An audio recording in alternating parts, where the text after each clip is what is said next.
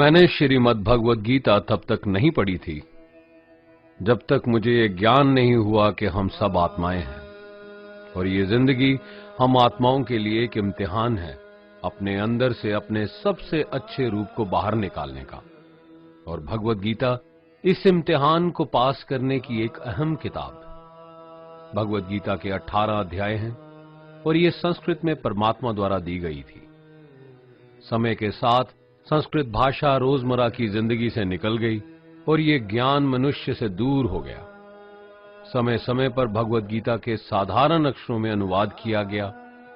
इसी कोशिश को आगे बढ़ाते हुए आने वाले 9 मिनटों में भगवद गीता के कुछ अहम हिस्सों को अपने गुरु के आशीर्वाद से एक आसान रूप में मैं अपने 7 बिलियन भाई बहनों के चरणों में समर्पित कर रहा हूं।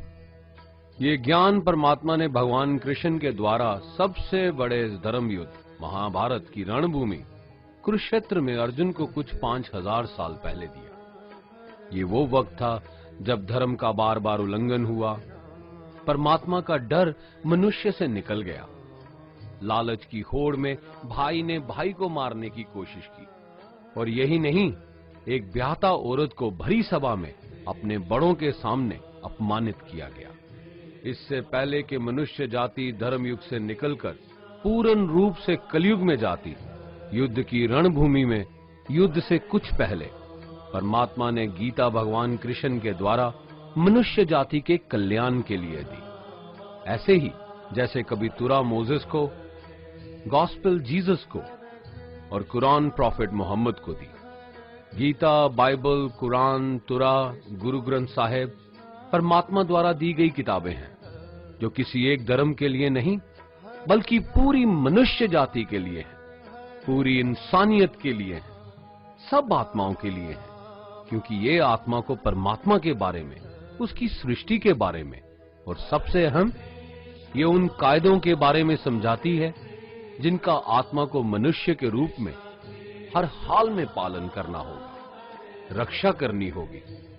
और इन्हीं कायदों की बुनियाद पे एक आत्मा को शरीर त्यागने के बाद परखा जाएगा और इस परीक्षा से पास होने पे हमेशा के लिए इस जन्म और मृत्यु से मुक्ति मिलेगी।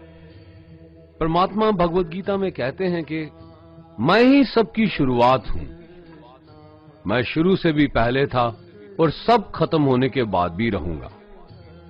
सब मुझ में है और मैं सब में हूं। जो भी तुम छू सकते हो, देख सकते हो, चख सकते हो या सुन सकते हो, वो सब मैं हूं। ये नदियां, पहाड़, सूरज, ग्रहण, चांद, सितारे सब मैंने बनाए हैं।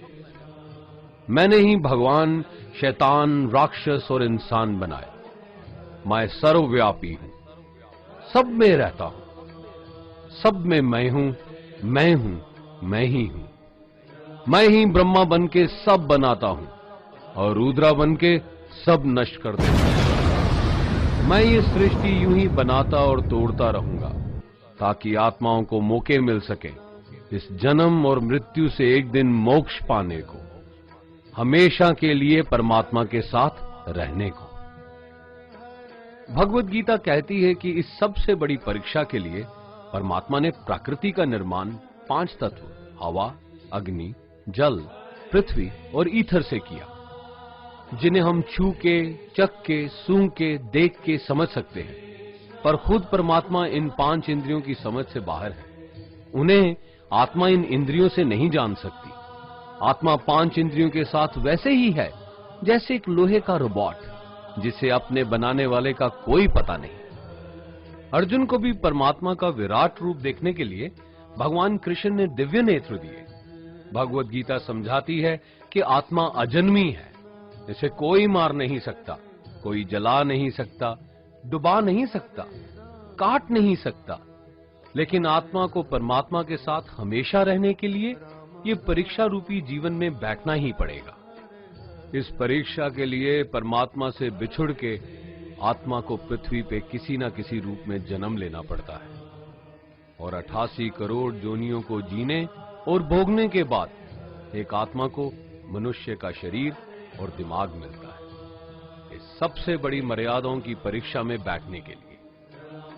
हर मनुष्य को इस पूरी परीक्षा के दौरान तरह तरह की अच्छी और बुरी भावनाओं के चक्रव्यूह में अपने ही भाई बहन या मित्रों के साथ डाला जाता है, जिसमें हर आत्मा को अपने अंदर के तामसिक और राजसिक अवगुणों से निकल के सात्विक जीवन में प्रवेश करने के मौके मिलते हैं। हमारे तामसिक गुण वो हैं जो हमारे अंदर हीन भावना पैदा करके हमें खुद को उदास और नुकसान पहुंचाते हैं, और हमारे राजसिक गुण हमें ईर्ष्यालु और लोभी बना के दूसरों के प्रति नुकसान पहुंचा सकते हैं। इस परीक्षा के दौरान हर आत्मा को तामसिक और राजसिक गुणों को खत्म करके अपने सात्विक गुणों से परिचित होना पड़ेगा।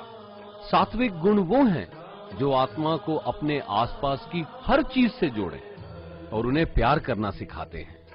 परीक्षा के दौरान हर आत्मा को जीवन के चारों स्तंभ धर्म, अर्थ, काम और मोक्ष का ज्ञान पाके ही मुक्ति मिलती है। यही वो द्वार है जिन्हें समझ के ही आत्मा परमात्मा को समझ सकती है। पहला द्वार धर्म का है और शेर इसका प्रतीक है। धर्म वही है जो गीता में लिखा हुआ है, वेदों में लिखा हुआ है, गुरु ग्रंथ साहिब, बाइबल या कुरान में लिखा है। धर्म वही है जो धारण किया हुआ है, जिसे आपका दिल मानता है, जैसे झूठ नहीं बोलना, चोरी नहीं करना, भगवान का निरादर नहीं करना, दूसरों को नुकसान नहीं देना, यही सब धर्म है। और हर आत्मा को अपने जीवन काल में हर समय धर्म का पालन करना होगा और उसकी रक्षा करनी होगी। दूसरा द्वार अर्थ का है और घोड़ा इसका प्रतीक है।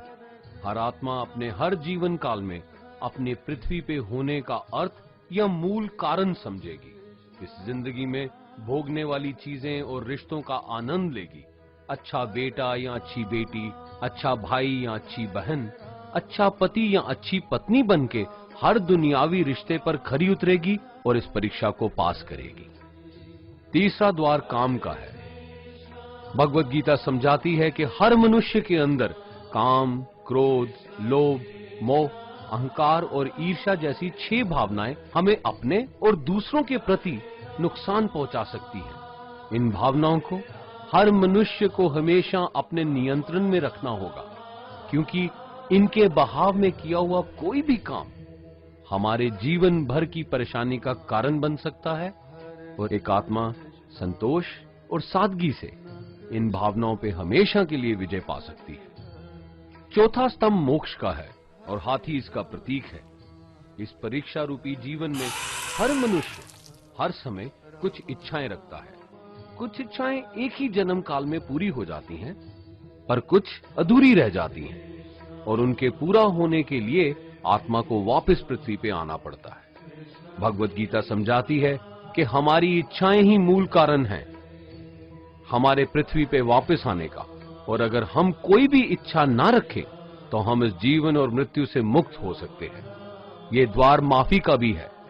जिन्होंने आपके साथ बुरा किया उनको माफ करके और जिनसे आपने बुरा किया उनसे माफी मांग के मुक्ति पाई जा सकती है। जब तक आत्मा इन चारों दरवाजों धर्म, अर्थ, काम और मोक्ष को समझ नहीं लेती, तब तक आत्मा को बार बार इस मनुष्य रूप में आना ही पड़ेगा। परीक्षा का समय खत्म होते ही आत्मा शरीर और अन्य सब वस्तुओं का त्याग कर देती है। जो भी संसार में रहकर बनाया वो अब किसी और का होगा, और आत्मा अपने कर्मों के फैसले के लिए चली जाती है। आत्मा के अच्छे बुरे कर्मों का हिसाब होता है। अपने अच्छे कर्मों के लिए आत्मा कुछ वक्त के लिए स्वर्ग और दुष्कर्मों के लिए नरक पे चले जाती है। नरक में आत्मा को अपने पापों के अनुकूल सजाएं मिलती हैं, पर सजा खत्म होने के बाद आत्मा को फिर से एक नया शरीर और नया दिमाग मिलता है इस परीक्षा में फिर से बैठने के लिए। और हर परीक्षा में वही सब फिर दोहराया जाएगा, जिंदगी के 4 स्तंभ धर्म, अर्थ, काम और मोक्ष को समझने के लिए। हर जन्म में अपने कई जन्मों के कर्मों के हिसाब से हर आत्मा को कभी अच्छे और कभी बुरे हालातों से जाना पड़ता है। लेकिन जब तक आत्मा परमात्मा के साथ योग को नहीं समझ लेती, वो मुक्ति नहीं पा सकती। भगवत गीता समझाती है कि मनुष्य अपने शरीर, दिमाग या दिल से भगवान को पा सकता है। शरीर द्वारा किए कर्मों के माध्यम से परमात्मा को पाने को कर्म योग कहते हैं। ऐसे कर्म जो परमात्मा की इच्छा से हों और दूसरों के कल्याण के लिए हों। वाल्मीकि ने रामायण लिख के श्रवण ने अपने माता पिता की सेवा और उन्हें चार धाम की यात्रा करवा के, मदर टेरेसा ने अपने प्यार और सेवा के माध्यम से, और मैडम क्यूरी ने वैज्ञानिक खोज में अपने जीवन का बलिदान देके अपने कर्मों द्वारा परमात्मा को पाया। भगवत गीता समझाती है कि एक आत्मा दिमाग से भी परमात्मा के साथ योग लगा सकती है। इसे राजा योग कहते हैं, क्योंकि दिमाग या मस्तिष्क सब इंद्रियों का राजा है। एक मनुष्य अपनी आस्था, सांस प्रणाली, आसन, अभ्यास, साधना और तपस्या से परमात्मा को इस योग के रास्ते पा लेता है। इस योग को समझने के लिए हमें अपने अंदर की एनर्जीज यानी चक्रा और कुंडालिनी को समझना पड़ेगा। आत्मा मस्तिष्क से मेडिटेशन या ध्यान लगा के परमात्मा के साथ योग लगा सकती है। शंकराचार्य, स्वामी परमहंस, स्वामी विवेकानंद और उनके जैसे कई योगी इस योग के रास्ते परमात्मा के साथ संधि लगा पाए। परमात्मा भगवत गीता में कहते हैं कि अगर किसी आत्मा को धर्म ना भी समझ आए, योग ना भी समझ आए, पर अगर वो मेरी शरण में आ जाए तो मैं उसके सारे पाप माफ कर देता हूं। परमात्मा को ऐसी दिल की गहराइयों से पुकार के पाने को भक्ति योग कहते हैं। चैतन्य महाप्रभु, मीराबाई और भगवान हनुमान इस योग के सबसे बड़े उदाहरण हैं। लेकिन कभी आत्मा अपने होने का मूल कारण भूल के धर्म का उल्लंघन करे या पाप के रास्ते पे निकल जाए तो उसे ठीक करने के लिए परमात्मा खुद किसी रूप में पृथ्वी पे जन्म लेते हैं। आइए श्री भगवत गीता, गुरु ग्रंथ साहिब, तुरा, बाइबल, कुरान या ऐसी किसी भी दीनी किताब को पूरा पढ़ के इस जिंदगी के असली मायने समझें और परमात्मा के साथ योग लगाएं। अगर आपने इसे पसंद किया तो इसे औरों को बांटिए ताकि सब आत्माएं अपने यहां होने का मूल रूप समझ सकें और इस जन्म और मृत्यु से मुक्ति पाके हमेशा परमात्मा के साथ रह सकें। धन्यवाद।